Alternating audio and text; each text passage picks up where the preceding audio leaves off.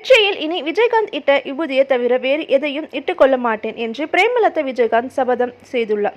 நேற்று விஜயகாந்த் நினைவிடத்தில் அவருடைய படத்திறப்பு நிகழ்வு நடைபெற்றது. அதில் கலந்து கொண்ட பிரேமலதா, 33 ஆண்டுகளாக நெற்றி நிறைய குங்குமம் இட்டு கொண்ட நான் இனி அதனை இடமாட்டேன் என்று உருக்கமாக பேசினார்.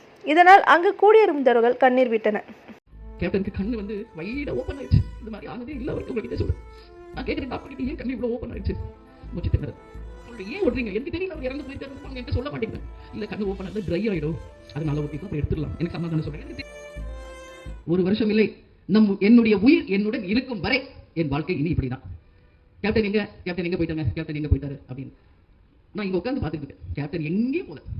எங்க இருக்காரு? உங்களுக்குள்ள நீங்க இருக்கிறீங்களே, உங்க ஒவ்வொருத்தருக்குள்ளயும் கேப்டன் இருக்காரு. நீங்க ஒவ்வொருத்தரும் ஸ்டேஜுக்கு வரும்போது உங்களை நான் கேப்டனை பார்த்தேன்.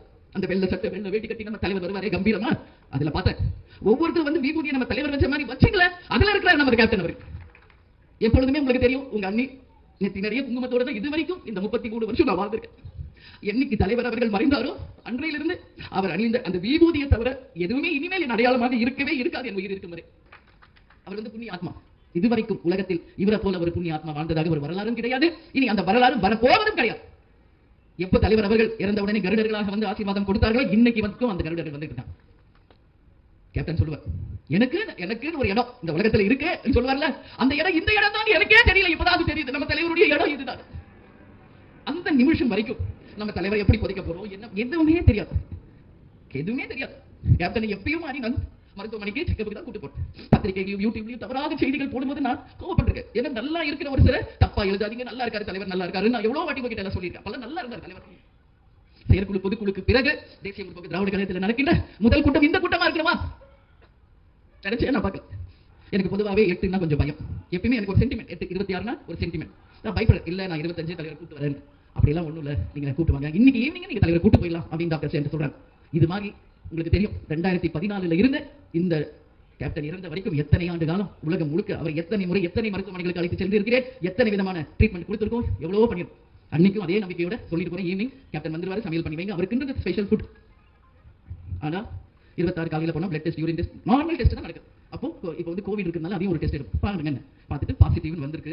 நான் என்ன செய்யணும், ஒரு 2 நாள் இங்க இருக்கட்டும், 28 நீங்க ஈவினிங் வீட்டுக்கு கூட்டு போயிடலாம். மருத்துவர்கள் சொல்லும் ஆலோசனை இது வரைக்கும் நான் தட்டினதே கிடையாது. ஏன்னா நம்மளோட மருத்துவர்களுக்கு தெரியும். அது மாதிரி 26 ஃபுல் டே அங்க இருந்தார், 27 ஃபுல் டே அங்க இருந்தார். நானும் கூடிய கேப்டன் கூட உங்களுக்கு எல்லாருக்கும் தெரியும். 28ஆம் தேதி ஏர்லி மார்னிங் மூச்சு திணறல் ஆரம்பிக்குது 4 மணிக்கு. அப்போ நான் பக்கத்துல நிக்கிறேன், கையை பிடிச்சிட்டு தான் இருக்கேன் கேப்டன் கை. அவங்க எப்பயுமே டாக்டர் சொல்லுவாங்க, நீங்க பேசுறதா ஒரு நல்ல ரெஸ்பாண்ட் பண்றாரு, நீங்க பேசுறதா அவருக்கு நல்ல மைண்ட்ல ஏறும். நான் பேசிக்கிட்டே இருக்கேன், கேப்டன் என்ன நான் இங்க தான் இருக்கேன், உங்க பக்கத்துல தான் இருக்கேன், உங்களுக்கு எதுவுமே ஆகாது, நிச்சயம் நம்ம வீட்டுக்கு போறோம், தைரியமா இருங்க நான் சொல்றேன். நான் பேசுறது அவருக்கு நல்லா கேக்குது, ரெஸ்பாண்ட் பண்றாரு. ஆனா மூச்சு விட முடியாம சிரமப்படுறாரு. ரொம்ப மூச்சு திணறல் அதிகமாச்சு. நான் கேட்கிறேன் டாக்டர் கிட்ட, என்னாச்சு ஏன் மூச்சு திணறுது? அவங்க என்கிட்ட ஓப்பனா சொல்ல மாட்டேங்கிறாங்க. ஏன்னா 5 இயர்ஸ் கூடயே அந்த டாக்டர்ஸ், நர்சஸ் எல்லாரும் ஒரு குடும்பம் மாதிரி நாங்க பழகிட்டோம். அவங்க சொல்லுவாங்க, கேப்டனுக்கு கிடைச்ச மிகப்பெரிய ஒரு பொக்கிஷம் நீங்க தான். இது மாதிரி எந்த ஒரு பேஷண்டோட வைஃபும் இந்த மியாட் மருத்துவமனை பார்த்ததா வரலாறே இல்லைன்னு சீஃப் டாக்டர்ல இருந்து எல்லாரும் சொல்லுவாங்க. என்னுடைய ஒரே கவனம் குறிக்கோள் கேப்டன் தான், எதுவுமே பிரபாஷம் கூட கிடையாது. அவங்க எல்லாம் சின்ன சோறு விட்டு வருது, அதுக்கப்புறம் அவங்களே வளர்ந்துட்டாங்க. என்னுடைய முழு கவனம் 24 hours கேப்டன் மட்டும் தான், வேற எதுவுமே பசங்களுக்கு தெரியும். அப்படியே வாங்க, இந்த 10 வருஷம் ஒரு சிக்கான பிறகு எங்க போனாலும் எவ்வளவு நேரம் நைட் நான் வீட்டுக்கு வந்துடுவேன். ஏன்னா அவரை விட்டுட்டு நான் ஒரு நாள் கூட கிடையாது இருந்ததில்லை. ஆனா இப்ப 1 மாசம் அவரை விட்டுட்டு எப்படி நான் இருக்கேன்னு எனக்கே தெரியல. அப்ப சொல்றாங்க மூச்சு திணறல் ஆரம்பியல. அதுக்கப்புறம் இப்பதான் உங்களோட பேசுறேன். டாக்டர் சொல்றாங்க, சொல்லிருங்கம்மா இந்த வாட்டி ரொம்ப சிரமம் அப்படிங்கிற. நான் நம்பவே இல்லை. அப்படி எல்லாம் இல்ல, கேப்டன் ஒன்றும் ஆகாது, அவர் நல்லா ஆயிடுவாரு. நான் கான்ஃபிடென்ட்டா பேசுறேன். அப்ப கூட நல்லா ஆயிடுவாரு. எல்லா டாக்டர் சே கையை பிடிச்சிட்டு இவ்வளவு வருஷம் நீங்க கூப்பிட்டு வந்தீங்க, நாங்க இப்ப எப்பயாவது இப்ப இந்த மாதிரி சொன்னதில்லை, சொல்லிருங்க, யாருக்கும் சொல்லணுமோ சொல்லுங்க. என்னுடைய முதல் போன் சுதீஷ் கிட்ட போட்டேன். ஏன்னா என் தம்பி எப்பயுமே நான் வந்து மிட் நைட்ல யாரையுமே டிஸ்டர்ப் பண்ண மாட்டேன். எவ்வளோ வாட்டி கேப்டன் செக்அப் மிட் நைட்லாம் கூட்டு போயிருக்கு. அப்ப சுதீஷ் போன் பண்ணேன், என்ன இந்த மாதிரி ரொம்ப ஒரு மாதிரி மூச்சு திணறலா இருக்கு, என்ன பண்ண வந்துதான் ஆகணும் அப்படின்ற. அப்போ 4:30 உடனே வரணும். சுதீஷும் எங்க தம்பி வைஃப் ஜோடி வந்தாங்க. அடுத்தது கேப்டனுக்கு கண்ணு வந்து வைட ஓப்பன் ஆயிடுச்சு. இந்த மாதிரி ஆனதே இல்ல அவருக்கு. உங்ககிட்ட சொல்றேன், நான் கேட்கிறேன் டாக்டர் கிட்ட ஏன் கண்ணு இவ்வளவு ஓப்பன் ஆயிடுச்சு? மூச்சு திணறல் கரெக்டா 2 hours 4 o'clock ஆரம்பிச்சது, 6:10 முடிஞ்சு போச்சு.